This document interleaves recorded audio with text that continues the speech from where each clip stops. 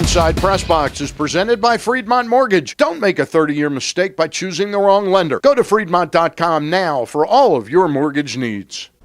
And welcome to another edition of Inside PressBox. I'm your host, Stan the Fan Charles. This week on the show, I'll be joined at long last by Loyola head men's lacrosse coach Charlie Toomey, who amidst celebrating a championship had to learn and teach a team how to recover after losing a teammate. Plus, Mike Pons from Country Life Farm will be here to discuss the 27th running of the Jim McKay Maryland Million Day, which is set for October 6th at Laurel Park.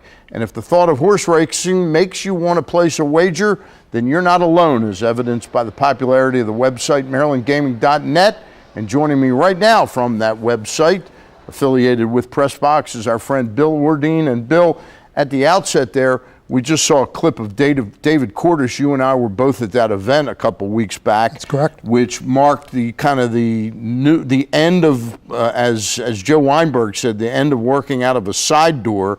They opened the big door. And we'll get to the politics in a minute, but They're having phenomenal success. They've just hit, I think, 100 days about 6-7 days ago. It's hard to tell whether or not they anticipated this kind of success. You know, we were in that massive traffic jam getting down there. If that's any indication of what kind of success they're doing down there, and it's just phenomenal. Yes. You know, it's interesting. All the naysayers, where are they now? Do they still say nay about gambling? All the people that were opposed to it for so long. You know, folks will have their own objections, whether it has to do, whether it's a moral objection, they don't like the concept of gambling at all, or they were suspicious as to whether or not it would raise the kind of money that the state hoped it would. Well, I don't think you really can question the amount of money that's being raised for state coffers these days. And state coffers and the state, they're becoming increasingly dependent on those revenues, aren't they? Which will swing leverage to the casino operators and so at some point in time. Absolutely. And you know, this is part of the economics of this of any business for that matter. You know, the more influential it becomes in terms of money, well, then the state has to take those things and has to take that industry into consideration. I want you to listen to this clip. I want to set it up. David Cordish, I interviewed him. You know, he had said that day a couple of weeks back, I'm not here to discuss politics. Right. Let's take a listen to what he had to say.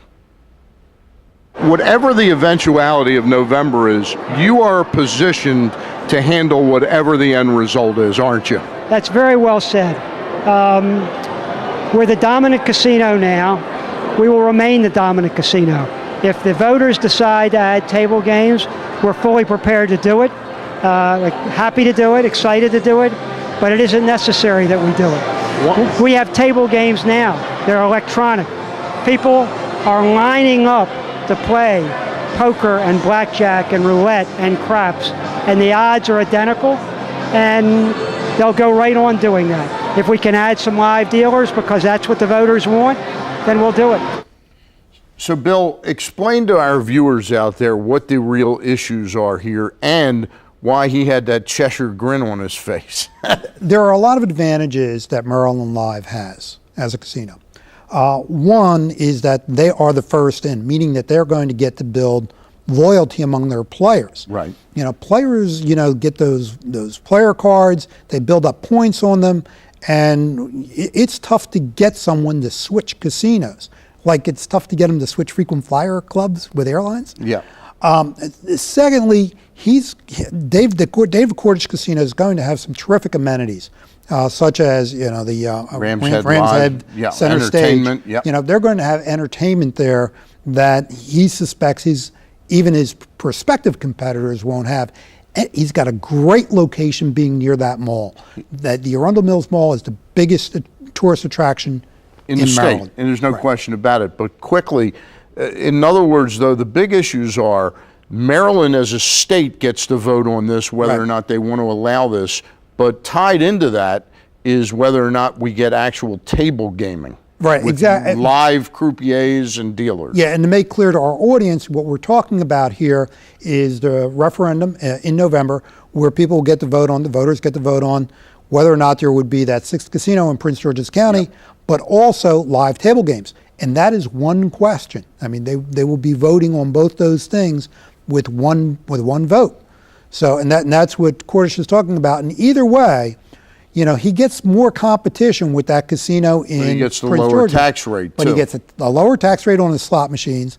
Plus, he gets the opportunity to stick in live table games, which will be taxed at a far lower tax rate than the slot machines will. All right, you can read more. Bill Ordine at MarylandGaming.net doing a great job keeping our readers and viewers abreast of that stuff. And we'll have you on before the vote, okay? Exactly. I'm looking forward to that. All right, Bill Ordine will be back with us. After the break, I'll be joined by another guy who knows a thing or two about wagering. That's Mike Pons.